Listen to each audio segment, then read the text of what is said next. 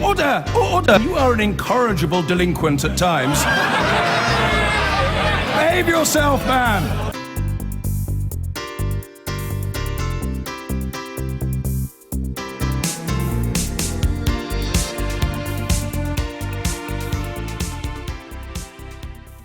Nicola Sturgeon has said that as Scotland's First Minister, she will be in the forefront of the campaign to stay in the European Union. But as the SNP leader, she wants a rather different EU from David Cameron. Scotland's government wants migrants and favours the kind of social Europe many Tories disdain. And she joins me now from our Glasgow studio. Good morning to you. Good morning, Andrew.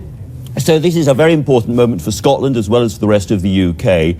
You've been watching David Cameron's negotiation. What did you make of it? Well, I think the negotiation and the outcome of the negotiation is somewhat immaterial. If, like me, you're passionate about remaining within the European Union, nothing that came out of the negotiation is going to change your mind.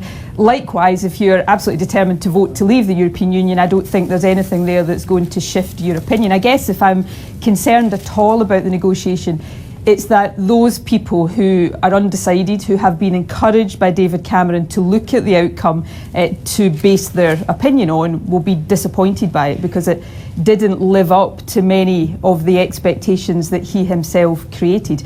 And that, for me, is all the more reason why it's time to get away from the narrow issues that were involved in that negotiation onto the big picture case. Why is it better for us to remain within the European Union? That's the campaign that I look forward to taking part in.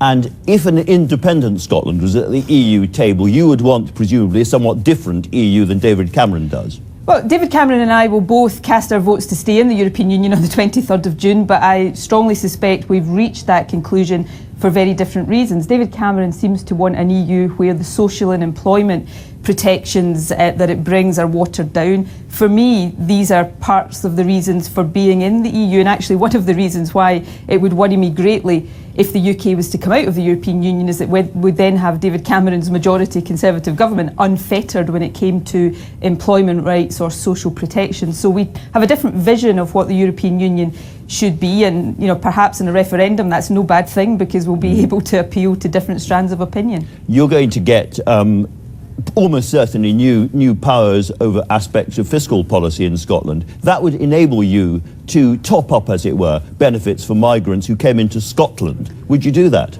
Well, we are in, as you know, the midst of a discussion about the fiscal arrangements that will go around that, so that's not settled yet. But, I've got no proposals to do that. We'll put forward our proposals for the use of new tax and welfare powers in the run-up to the Scottish Parliament elections.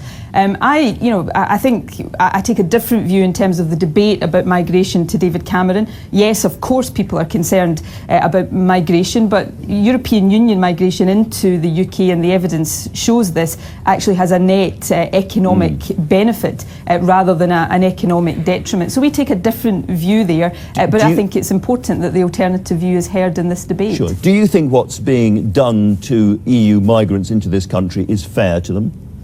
I do think when you start going down this road, I think the danger is the freedom of movement that is one of the underpinning principles of the European Union starts to be fragmented. And I'm sure David Cameron would be one of the first to complain if people from the UK who had migrated to other member states of the European Union, and there are many of them, started to be discriminated against. But, what has come out of the negotiation, I don't think really adds up to all that much, and I don't think it's going to change very many opinions, apart from, as I say, those who are undecided, people who have been encouraged by David Cameron all along to look at the outcome, and what he has delivered hasn't lived up to what he said some months ago. Wasn't a big enough rabbit. Now, can I ask you about something else we've talked about before, but is now much more on the horizon, which is what happens if the UK overall votes to leave the EU, but Scotland doesn't? Would that definitely trigger a Scottish referendum? Almost certainly, I think that would be the demand of people in Scotland. Now, let me say very clearly, and I've said this to you before, I'll say it again today, I hope this scenario doesn't arise. It's not the scenario I want to see arise. I hope the UK as a whole votes to stay in the EU for a whole variety of different reasons. But if you cast your mind back to the Scottish referendum, and I would say to the In campaign in this referendum, don't make the same mistakes the No campaign made in the Scottish referendum by being miserable and negative about everything. But if you cast your mind back to that referendum, the No campaign then said that if Scotland voted yes, our membership of the European Union would be at risk. Now, that was rubbish then, but that was a key argument. If a couple of years later we find ourselves having voted to stay in the European Union, being taken out against our will, I do think there are many people, including people who voted no in 2014, who would say the only way to guarantee our EU membership is to be independent, and that, I think, is inescapable. You presumably don't want this to happen because, among other things, if Scotland was out of the EU as part of Britain and then separated from the UK and went back into the EU, we would then have to have a border between Scotland and England, because England would be outside the EU. There would be a number of aspects of that would require to be debated in the context. But, you know, people in Scotland, and I take nothing for granted about Scottish opinion in this referendum, although all the polls would suggest there will be a significant vote to stay in the European Union. But I think Scotland's always seen itself as a European country. My view, as you know, is that we'd be far better served as an independent member state amongst the other independent member states. But I think if we were to be taken out of the European Union when we had expressly said we wanted to stay in,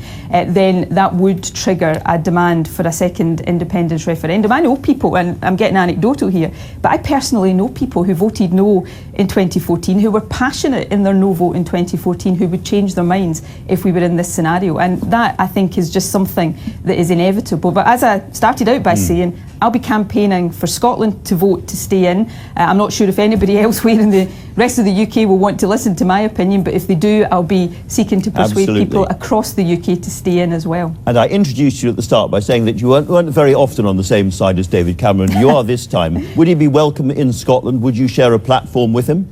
I'm not sure it would help his cause too much. I think he should perhaps think twice about that. I remember during the independence referendum, we used to be overjoyed every time he made a foray into Scotland to campaign there because we thought it ratcheted up votes for the Yes campaign. So, you know, I'll be making the case. I'll be making a positive case. But as I said earlier on, my reasons for wanting to be in the EU, I guess, are rather different to David Cameron's in many respects. So perhaps if we appeal to our own strands of opinion, then we will maximise the chances of a vote to stay in. A friendly warning there from Nicola Sturgeon. Thank you so much for joining us this morning.